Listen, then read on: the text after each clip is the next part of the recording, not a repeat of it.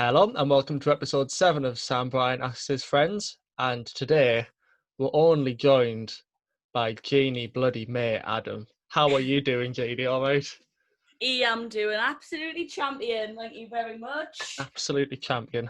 I've been at the beach yesterday, so I'm feeling a little bit sunburnt, but Nice. that's all good. So are you in London at the minute? Are you in the northeast? I am in London. I have been back in London for the past 3 months. I came back to Newcastle when the pandemic first kind of hit because I lost my job at the primary school that I've been working at. And then had 3 weeks off, and then the primary school was like, oh my God, we really need you back. And I was like, okay, and I've come back. So I've been working like 1 day a week over the past like 3 months, which has been amazing. I wish my week could always be like this. Yeah, it's not for some people it's the worst thing in the world, but it doesn't sound like for you it's been the worst thing in the world so far. So it's been class. Being paid for your full week, but working one. It's the fucking secret of life, that. Sorry, am I allowed to swear? Of course, yeah, that's fine. So you and I just mentioned before we started recording, you have a similar sort of route as a couple of the people who have had on before, Yes. as in terms of Newcastle College Musical Theatre, then moved to London at LSMT. But we've Yeah. decided we're not going to speak about that today for the sake of variety. So, Right. so basically, how are you feeling at the moment with this? With With just the everything in the world at the moment? everything in the world. You know what? 2020's been a bit of a year. Like, I think it's really brought to light some of the really shit things that have been going on. You know, after the pandemic, and then we had this whole thing with George Floyd, which is known. It's not new news. Like, this has been going on for fucking years and years and years and years. But I think with this, like, this whole Black Lives Matter movement has been like a real cry out to how fucked up the system still is. And I feel like when I think about the state of the world, I'm a bit like, fucking hell, this is actually super shit. And it is hard, I think, sometimes to be like, to stay positive, especially like politically, because, you know, we've got a conservative parliament at the moment, and we've got Donald Trump, and we've got Boris Johnson, we've got fucking cops killing people out in the open, and we're kind of go to the pub. It's all just fucking awful. But it is, you know, you just need to like do what you can. I think that's what I've been trying to do, especially with like going on protests and things like that at the moment. But I think I just feel a bit it's overwhelming how like kind of crazy everything is, I think. I remember at the beginning of the year how everyone was losing their minds because of the Australian fires, and then Yeah. obviously tragically Kobe Bryant died, and then everyone thought, oh, can 2020 get any worse? And I was like, yeah, Fucking sure did. as hell can. It got absolutely worse. I think that's what's kind of like a bit, it's almost become a farce how shit everything's got. Do you know what I mean? It's like, what 100%. next? Like, I'm not even, like, I feel like I lost hope, and like thinking like, oh God, this couldn't happen again, was when I honestly never thought that Donald Trump could become president. I remember thinking that, no way. And then when that happened, I was like, anything can fucking happen now. Do you know what I mean? And I just thought, fuck, if I can't even sit there and be like, no, you know, we might get a win this time, you know, Labour might win. And I was like, I couldn't even have hope, which is a bit shit, which is really pessimistic, because I'm not a very pessimistic person, but in reality, you know. In the last couple of days especially, I've just realized that everything that I have ever touched has just turned to an absolute shambles. And what made me think about this was, first of all, yesterday was the 4 years since the Brexit vote. Oh, fucking hell. That was my first chance to exercise my democratic right, Yes. and then nothing that I've ever voted on since has happened. Fucking A, I know. And then I thought, yesterday, Liverpool obviously won the Premier League. Yeah. And like bad. well, I'm an Arsenal supporter, and then I thought it's been 16 years since we won anything, and ever since I've been into football, Arsenal haven't been very good. Yeah. It's Just all like, your fault, isn't it, Sam? All of this no, shit. honestly, I think if I'd just not been interested in anything, Yeah. it could have worked out all right. Fucking hell. What are you doing? What are you feeling about? You mentioned briefly about Donald Trump. What are you feeling about that at the minute? I feel like when I wake up in the morning, I always read the news, I always put the Guardian app up, and I'll have a look, and the shit that comes out of his mouth is almost like a fucking joke. And I think the way that he's like dealt with the whole like with the protests and things have been really disgusting. Like I remember, when he started saying when the looting starts, the shooting starts. And I was just like, fucking hell, like you are literally the worst cunt alive. Sorry, I'm such a bad swearer, but do you know what I mean? And then he like tear gas loads of like peaceful protesters just so he could go and take a picture with a Bible outside of a church. I was like, what the fuck? And then he was telling people to inject like bleach or some shit into their veins to like get rid of the coronavirus. Like he is so fucking thick. I just can't believe. But you know what? Like I can't even sit there and be like, there's no way no one's gonna vote. Like they're gonna not vote him in again. Do you know what I'm like? I just know that it's gonna happen. Even though fucking look at the state of the US at the moment with like, especially with coronavirus as well, that have just got like, they say it's like 3 times more than they're actually recording. Oh God, mate, I don't know. I think he's a complete numpty, and I just can't believe that he is literally the most powerful man in the world. What I love is when I upload these videos onto YouTube, it Yeah. normally says, "Oh, is this made for kids?" And normally when I upload them, like, it's not made for kids. And like, this one's not made for kids. I'm so sorry. I know my mum tells us off all the time for swearing as well. She's just like, you need to stop doing this. And I'm like, I get like turned to my teenager self again. And I'm like, don't tell me what to do. Yeah, with the whole Trump thing, I can't remember if that was the beginning of the year or the back end of last year when he was impeached, or like the impeachment trial was going on. Yeah, and he got away with it. Well, I thought then he's going to get re-elected.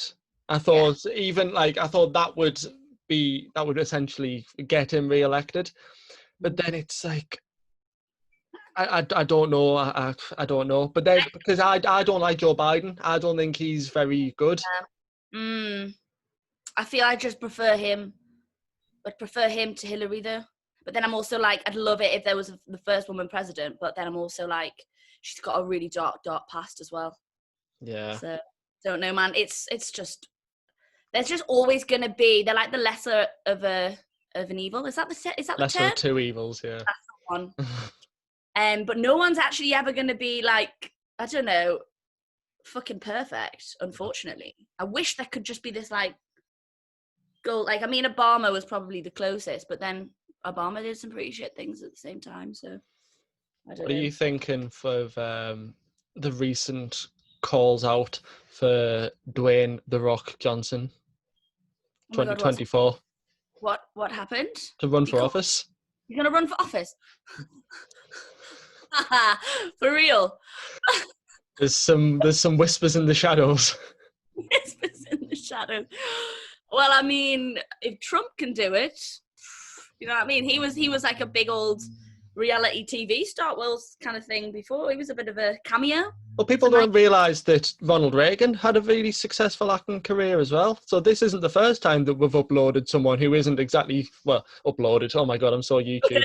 This isn't the first time that America has elected someone that's not exactly fit to be president. Yeah, I know. Well, I mean, let him go for it. We'll see what happens. It'd be pretty class if he did win. Like, be bit crazy, but hopefully he might do things like better things. I just think that, like, as much as, like, obviously we've joked about it, and it's probably not a thing to joke about, but if The Rock is the president before a woman, I know, right? You know, what the fuck? What the fuck? There's a comedian called Bill Burr, and I really like him. And at the beginning, I think in 2018, was it 2018 or 2016 when Trump was elected? 2016. 2016, yeah. He he he was on an American chat show talking Yeah. about how he likes to like annoy people, and what you've got to do is try and come up with the comment that annoys everyone, because annoying Yeah. one side of the argument's easy. And he Yeah. said that he put a tweet out in 2016, in 2016, and said, Donald Trump's such an idiot, he's actually going to make me vote for a woman. And I thought, that's so good. Oh, I thought, that's so good. oh, fucking hell, yeah. I mean, harsh, but But yeah, there's America, and it's something that I talked to Luke Neville about just Mhm, day before, whenever it was, that it seems such a distant concept. mhm, mhm, mhm, Maybe not for you because you're in London, in sort of metropolis, but for mhm. me in little old Durham, still in the northeast, it's something that I can't exactly get my head around. Like, Yeah, it is. I think fucking everything that goes on there is it's nuts, but also like I don't know. I feel like I need to remind. Sometimes I'll be like reading more about US politics than I do about British. Like I think especially when I remember the first time that I ever watched this documentary called The 13th. It's all about mass incarceration in America. brilliant. And yes, absolutely. I've watched it about fucking 6 times. It's so good. Well, it's not so good, but it's like the most informative thing. And I think I watched that when it first came out, which I think might have been, I think it was like the first year after I graduated LSMT, maybe. So maybe like 2016 or something. Not 100% sure. But I remember watching that and then really like it really awoke kind of like the injustice of the fucking world. And like, not that I hadn't always been aware of it, but coming from someone who grew up in Newcastle, which I'm sure, well, not Newcastle, but in the countryside of Newcastle, like, I'm sure you'll agree is a very predominantly white area. And I went to school with majority white people. There was probably maybe like, oh, I don't even know what the percentage was, but it was Prudhoe, so it was like everyone was fucking white. And then I went to Newcastle College, and everyone on my course was white. And then I went to LSMT, and literally there was just everyone was white. And like I came, like when you kind of like have this realization that, like, fuck, like what. And that's what I loved about moving to London, because I was like suddenly surrounded by so many different cultures, and cultural diversity was like you were living and breathing it, and it was fucking amazing. And then I started like really like challenging myself and wanting to educate myself a lot more, because as you know, curriculum in schools is awful for Black history. And that was the turning point for me, because I remember just feeling like I was like, this is so fucking wrong, and I couldn't believe it. And then, oh my god, where I've totally forgotten what I was asked, a question you were asking. I've totally gone off on a tangent now, and I brought the like original question was like how America seems quite a distant concept. that's it, right? So I'm back on it, right? So I then got so involved with like American, like this, like slavery in America, and like kind of all of like the racism in America, and I was like totally forgetting about Britain. And then I had to like really, I give my head over, because I was like, look, I need to focus on what's going on in the country that I live in. And we are Far from we, innocent. we are literally, we've got fucking shit in our country. And that was when I read Why I'm No Longer Talking to White People About Race a couple of years back now. And I remember just being like, really now being like, we need to focus on the country, because we are not innocent as the UK. We are fucking far from it. And yeah, and that's why I think I got much more wrapped up in like US than I was about the UK. So I feel like I could have listed a load of facts about racism in the US and given you fucking shit for the UK, which I think is, you've got to know what's going on in the shit in your country to help change it. It's easy to label as you just said, about thinking that America and all this sort of stuff, because you can sit back and go like, well, I'm not racist and my friends aren't racist, so England isn't racist. But when America is far out there and you see it, you go, well, they are, and you go, yeah, you're like looking back like, oh god, that's so awful, but then you're actually like, fucking hell, the systemic racism in the UK is ridiculous, and we don't challenge each other enough. White people don't. What's funny is that no, carry on, because I've just I No, it's forgot what fine. I'm saying, I think. Too early for it, darling. Yeah, it is. It's far too early. But yeah, I just hope that this movement that's been happening in the UK is going to really call for change, you know. And I feel like there's a whole that when I was at the protest at the US embassy, and one of the chants was just like, silence is violence. And I've never been a particularly very silent person, and I have always really stood up for what I believe in, and I've always been quite loud about what is right and wrong. And, you know, with racism, there is no fucking in between, right?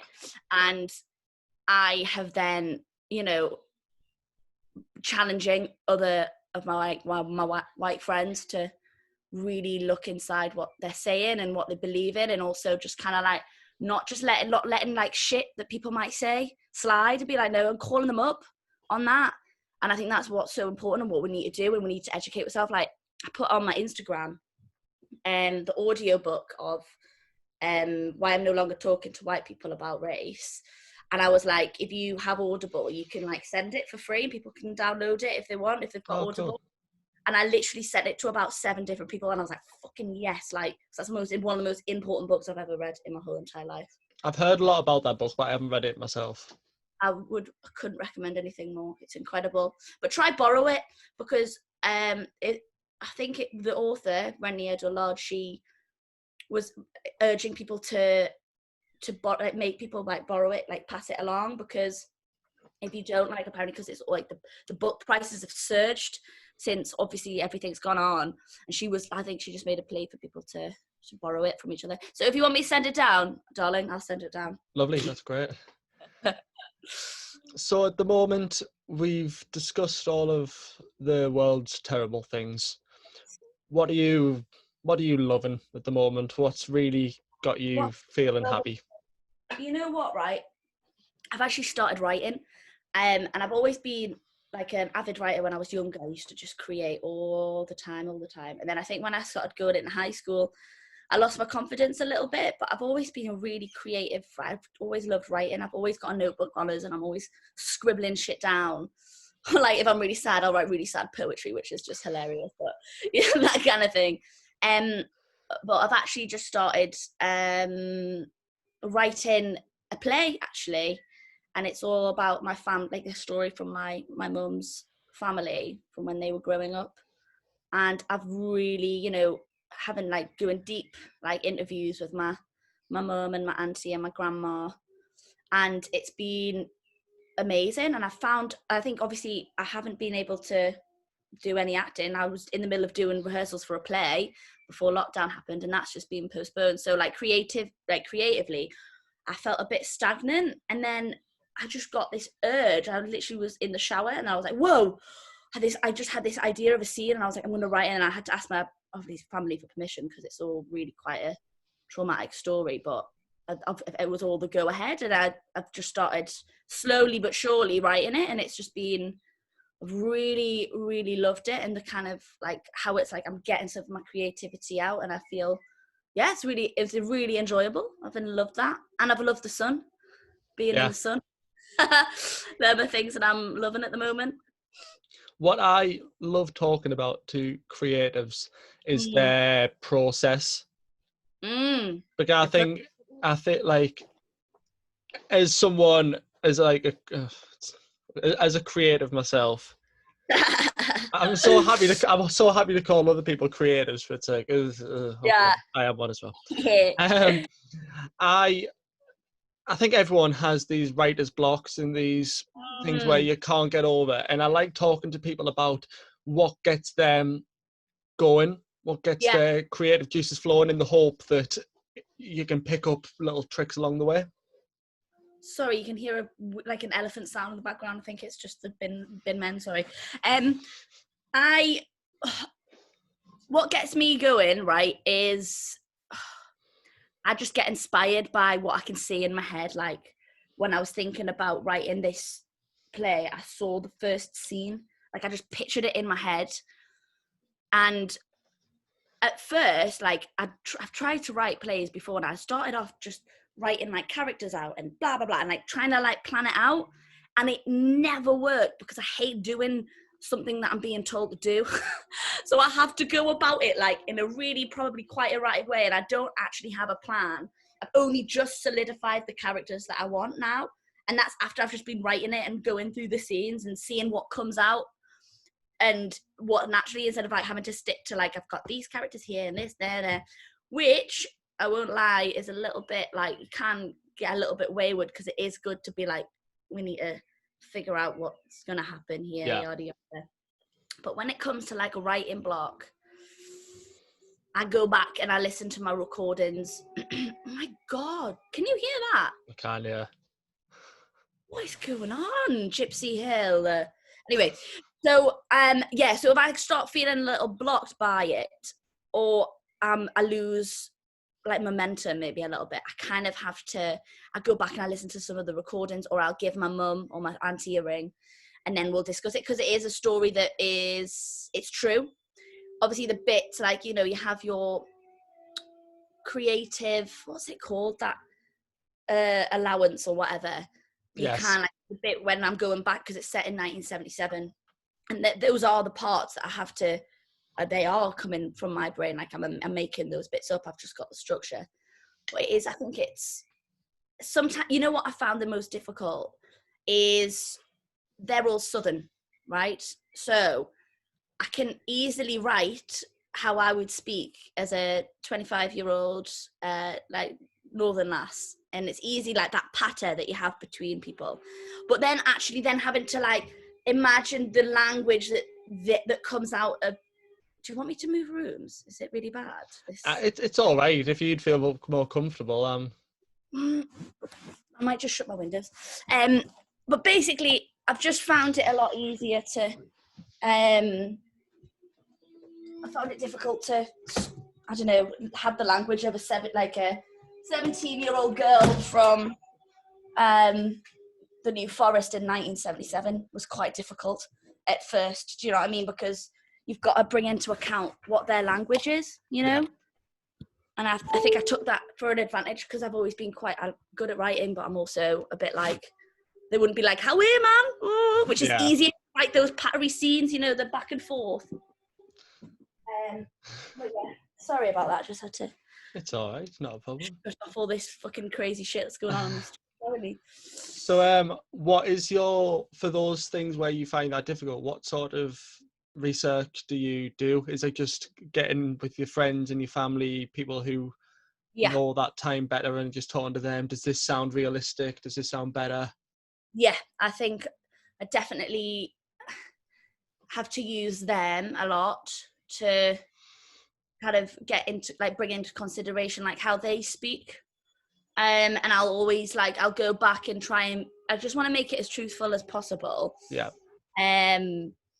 But it is difficult, but you know, I think those are the kind of things that I need to like get it out first, and then I'll read back, and then I'm like, oh, that sounds a bit hammy, you know, and that's all it is. And like trying to get people to like read it as much as possible, and then get like feedback, because that's actually the best thing. You can't be like precious about your writing. You've got to like share it, and then if people are like, oh, I give you notes on it, and that's the best thing. Like you can't be precious. You need to be like, I want everyone to be brutally honest, and if things don't sound right, then who are better to point that out than like other people?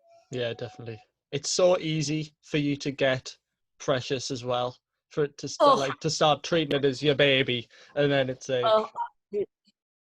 absolutely.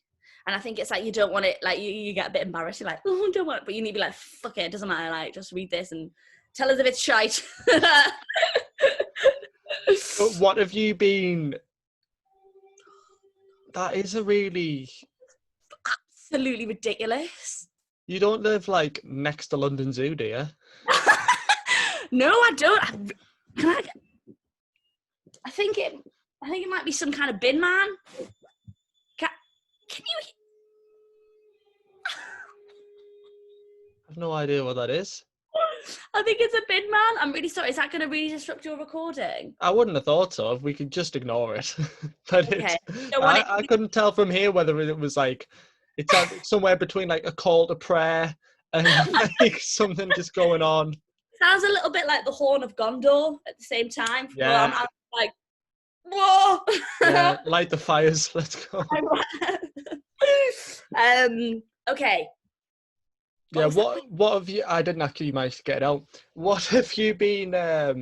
what art have you been appreciating? What have you been enjoying recently? What art have I been appreciating?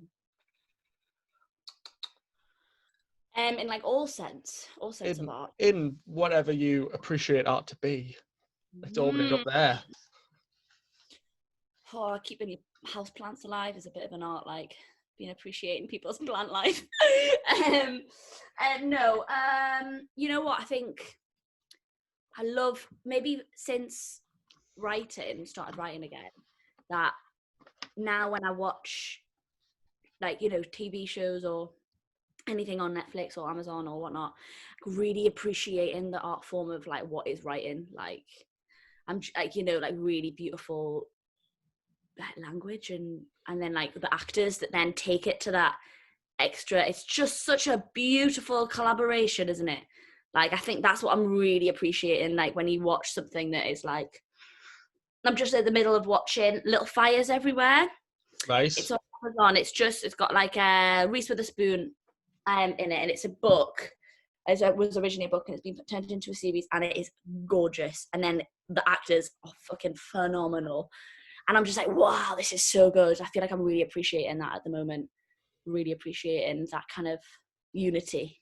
Mm-hmm. And then really great writing at the same time. I'm like, that's so good.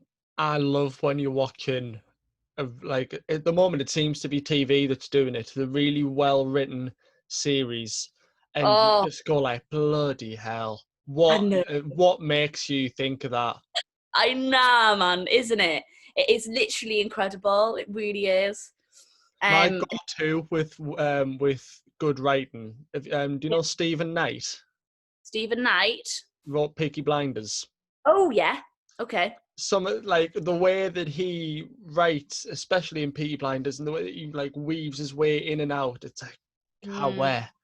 I know. It's clever, isn't it? I think that comes from really understanding it, isn't it? I think, and that's just amazing. I think, and it's also so apparent when you watch a TV series that isn't as good. Like, I don't know, I've been really binge watching True Blood. Do you remember that? Yeah. And it's like, it's got really great actors in, like, and I don't know, but it's still like really awful, and like it's like, I don't know, all of the girls are always running around in a nightie and getting their neck bitten, like, do you know, it's just all a bit like, oh, this is so like actually not that great. Can you watch soaps anymore? I've never been a soap watcher. I think the last time I watched a soap would have been EastEnders, and some guy got buried under the pub. Yeah. And that sounds appropriate. And I think that must have been maybe 15 years ago or something like that. Some guy got knocked out by a little statue, and these women buried him under the pub. Yeah, I just like, because my mum watches them. You just, whenever you're down for tea or like whatever, grabbing a cuppa, and you sit down for 2 minutes and watch it, you just go like, come on, you guys are better than this. I know. It's so like, what do you mean? But then again, I wouldn't be complaining if I got a soap, like, because pretty well it's like a good gig, that. Oh, aye, as long as you want. As long as you want. Yeah, there's a lot of, which annoys me, as I'm sure it annoys you. I can't remember, was it Luke yesterday that I was mentioning it to? Whenever. But about this whole arts funding thing in this country. Yeah, I know, mate. It's awful. It's been completely forgotten about. It's just so ridiculous. It's unfair, but it's been like the arts have been underfunded for fucking years. Oh Like, yeah, I don't know why anyone's complaining because we've come to expect it. it's almost as if it's like a good segue to really stop people, like stop the funding. Do you know what I mean? Like they've been depleting it and depleting it and depleting it for years, and now this pandemic's happened, and now it's like, ooh, this is a good excuse, you know? That's what it almost feels like, which is so shit. And like, it's just, I don't know, like what's the point of the world without like arts? But when you see like other countries, like I think within the pandemic, Germany's given like €1 billion to the arts sector, Yeah, because and people and we need. haven't given a pound. It's disgusting. It's really, really awful. I'm like, I don't know, man. I don't know. I just want it to go. It should be funded, and I don't know why it hasn't. But then again, I'm like not surprised because it's also the Tory government. So What do you think it is though? Why do you think they've got just such a dislike, it seems, of anything bloody creative? I don't know. I think it's a lot to do with it's not the conservative way, really. Even though it is like you think of the theatre, and it is it's a money making machine, and the West End like is it's that was the whole theatre was catered for the upper class, and so it's weird, but I think it's because they like fucking now we're talking about the government that in the Thatcher took milk away from school children. Of course they're gonna fucking cut the arts. It's that kind of shit. Like they don't. It's not that this industry maybe isn't enough of a revenue. Maybe I don't know. Like it's never been on their agenda to keep it going, and they don't fund it. They don't care about it, and that's it's just so low down on their agenda. Like it's the fucking Tories, of course it is. It just frustrates me as well in some respect that like obviously Andrew Lloyd Webber is a Tory peer, and it's Oh like it's not like they're not in there. yeah, but the thing is, like Andrew Lloyd Webber is rich as fuck, and if you're rich as fuck, the Tory government works more for you. So it's no surprise that he's there because he's a fucking But do you not boy. think he'd want to be pushing that agenda? Because he can't get richer if people aren't going to his shows in the theatres that I think he owns. Yeah, I don't know, man. I really, really don't know. But he's not very vocal at all, is he? No, no. When's the last time he's even said out? Like, I can't remember. Like, has he been speaking out, like, and been an advocate of it and trying to use his platform within the Conservatives to? I don't know. But he's not a PM, so a PM, Prime MP. Minister, MP. Do you know what I mean? So it's the people that are in the House of Commons that need to like try and make a change for it, but it's fucking impossible at the moment, isn't it? Ugh. You're right. It doesn't seem that there's a clean way out anywhere. Nah, there's not. I don't know. I just hope it does get back on its. Like I've got so much like my heart aches for a lot of people who, and like before the corona hit proper and all of the shows that people were in, and now Cameron McIntosh has stopped all the shows till what 2022 is it? I I think think there was a mid 2021.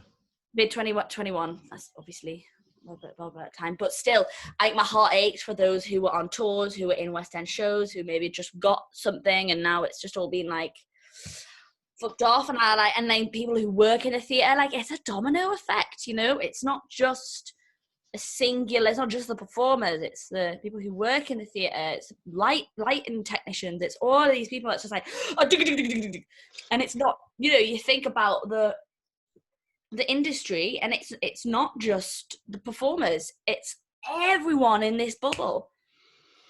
It's everyone, and that's mind-blowingly sad. I was just speaking, well, not just. I've got a podcast out with our friend Grace Davison, Oh, lovely. and she just got before this a job on Royal Caribbean Yeah, cruise, Cruise, yep. And then that's like, when's she going to be able to? I know. Because if I know. that's not an industry that has the potential to be decimated. The fucking rights. I know, especially everything that happened with COVID, people being stuck on the boats and shit. It was awful. I know, and I hate that. I like, my heart yearns.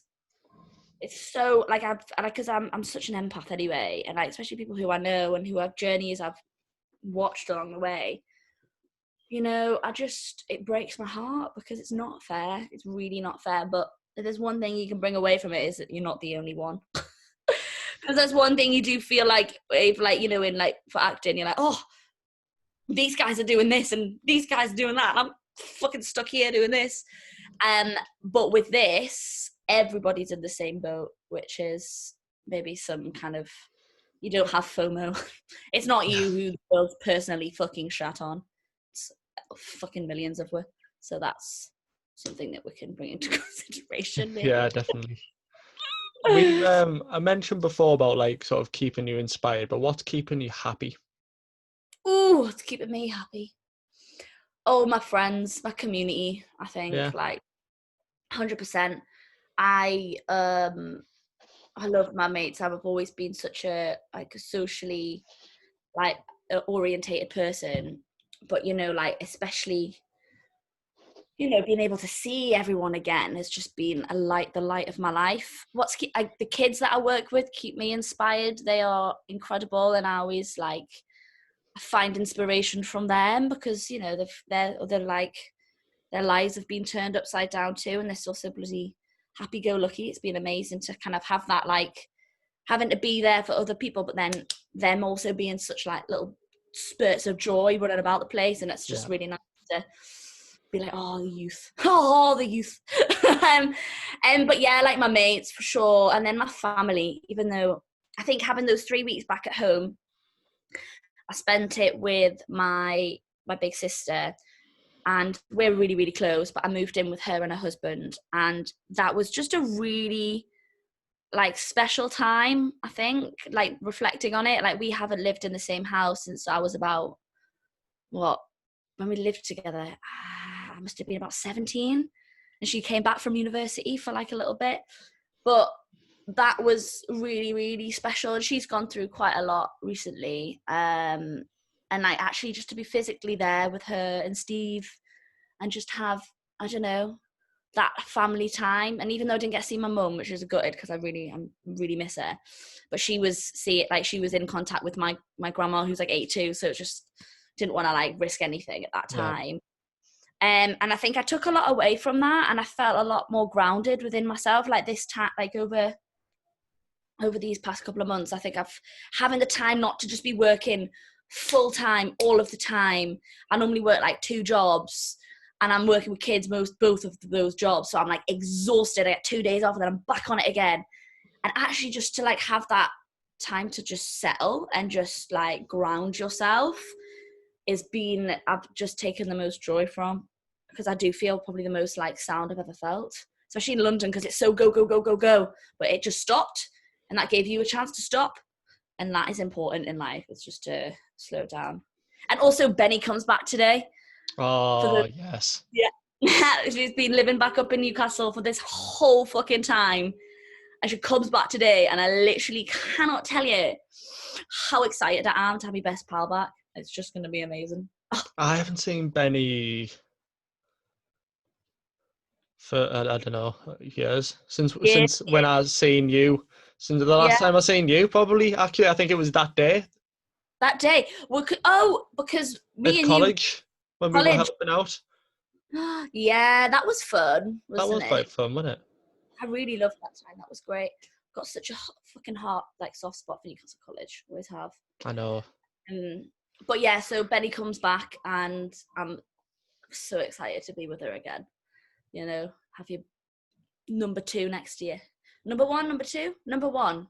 She's my number 1. I don't fucking know what I'm saying. I've had so much coffee, it's like in a little bit. I'm like, whoa, bit Jerry. I feel like we're on the opposite sides at the moment, because normally I have like a Red Bull about 45 minutes before I do a podcast, and it sort of keeps me going. But then literally just on the water, and it's a water, are you? Have you seen Red Bull? Yeah, yeah. Ugh. Ugh. What awful. I hate Red Bull so much. It just reminds me of Jaeger bombs. That's So exactly why I drink it. I It's the same reason I'll have a glass of tonic water in the morning as well. do love tonic water. I Love can drink it. Love great, it. man. It's so good. People think I'm literally insane if I just have a glass of tonic water. They're like, what are you doing? I was like, fresh. It's tangy. When I was at Newcastle, Yeah. if I'd had, okay, we'll talk about it. I know, if I'd been to like the pub on the night before, Yeah. I used to grab like one of the big bottles of tonic water from Sainsbury's on the way into college, and then have that before fitness at 8:30, and then you're having a good day for the rest of the day.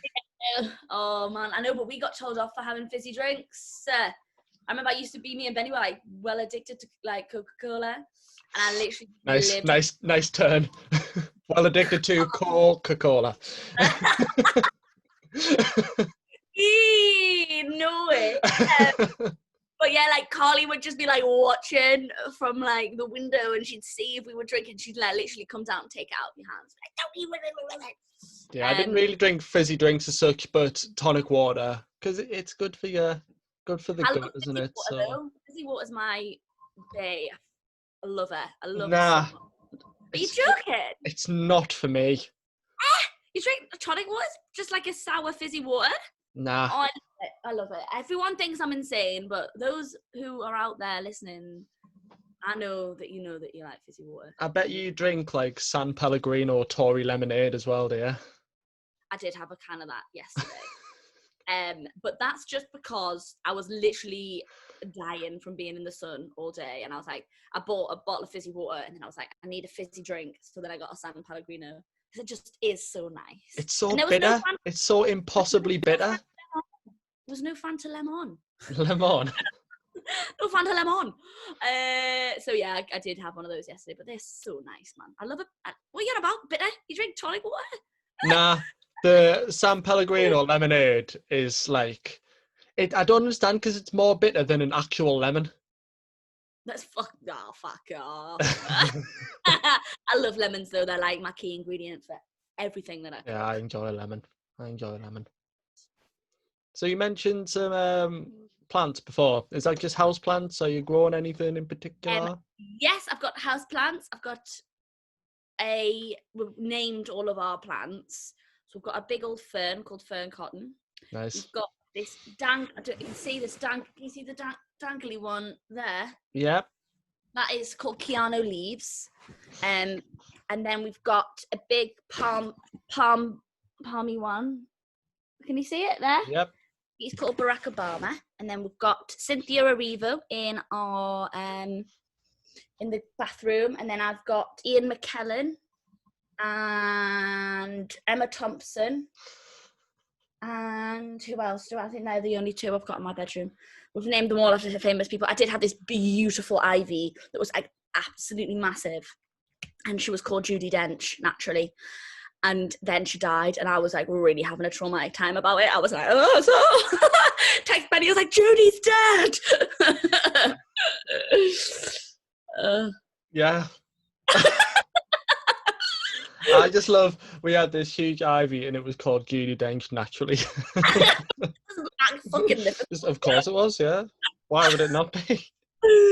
Yeah, man, it was like, I love them. I love the plants, but I have lost a couple. I really have, and it's traumatic to say. About 3 weeks, 3 weeks before this whole lockdown, I got an allotment. I was on the waiting list for one for about 9 months, maybe a little bit longer. Mm-hmm. And I got it, and then obviously all of this kicked off, and I just love it. Oh my God, it's in a proper sun trap as well. So like I'll go up, I'll take a couple of cans or whatever, do some work, sit in the sun, and it's just the best. I'm not gonna lie, my most irrational fear is allotment gardens, and I just don't know why. I feel like I might have been killed in one in a past life because I get real bad juju from them. No idea. What's juju? Like bad vibes. Like Bad juju from it. Like, I really think like I could be one of those people who are like, I was buried here, and then like dig it up, and then there's my past body or something like that. I just get real bad juju from them. Don't like them. Scared of them. There's definitely some. So, there's definitely some allotments that look sketchy, but mine. Right. So the ones, that, especially on like I get the train. Like my mum lives like outside of Easington. Yeah. Like on Oh, farm, I thought there'll be people buried in those ones. right.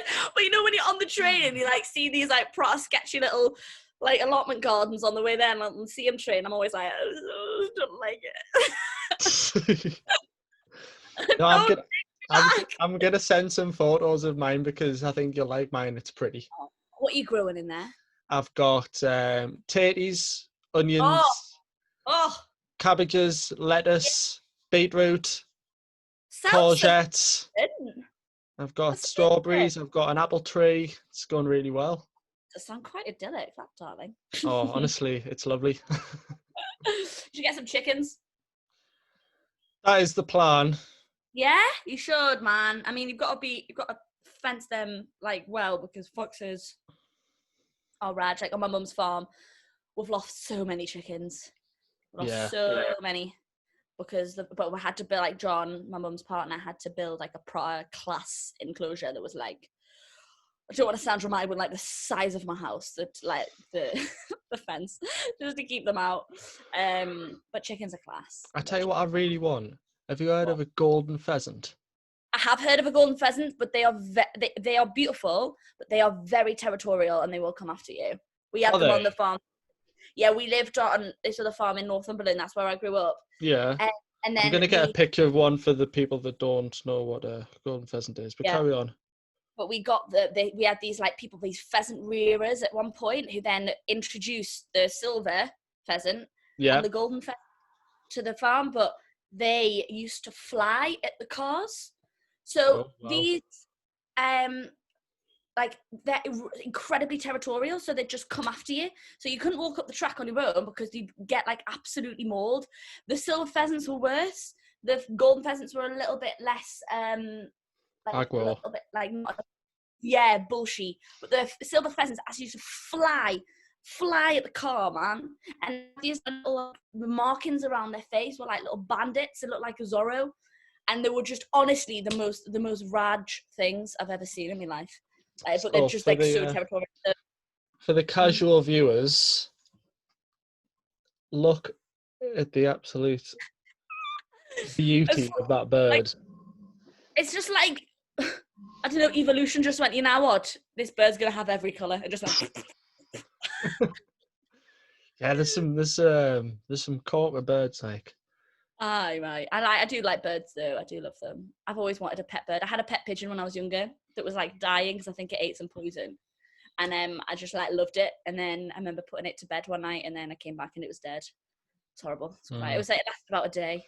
We've got budgies. Yeah, my mum bought 2 budgies ages and ages ago, and they obviously called them Romeo and Juliet. And then they died, and then my mum got 2 more. Yeah. And then they had names. I forgot what they were, and now they've just gone back to calling them Romeo and Juliet as well. Oh, we had a little canary called Tigsy. Yeah. And fly around the house. Take it down the mine with you. Aye, right. Took it down the mine. Northern grit. I know, proper. But I do think they're really beautiful. But then I don't like. I feel sad that they're in the cage. You know, that's one thing I'm always like, let me free. Yeah. Well, look, Jeannie, this conversation, I'm overstimulated now. What can I say? Hey, that's fucking lovely. But this, I knew this was going to be a good one, and I'm so glad you came on because I've really enjoyed myself here. Thank you so much. It's been an absolute pleasure. And I'm sure you'll be coming on again. Yes, man. Anytime. Is there any social medias you want plugging before we go? No, not really. I'm private, so.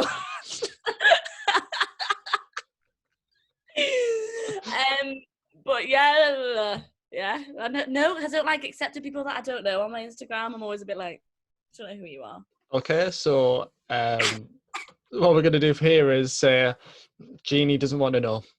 If you No, no, that sounds really like antisocial, doesn't it? But I hardly ever go on. Like, I've been on quite a lot recently, but I've just had to delete it for a little bit because I was getting too rage on it. I was like, but it's at the most of the time now, it's just like my Black Lives Matter movement platform. That's what I'm trying to do the most on it. So what I'll do then is I'll link why I'm no longer talking to white people about race.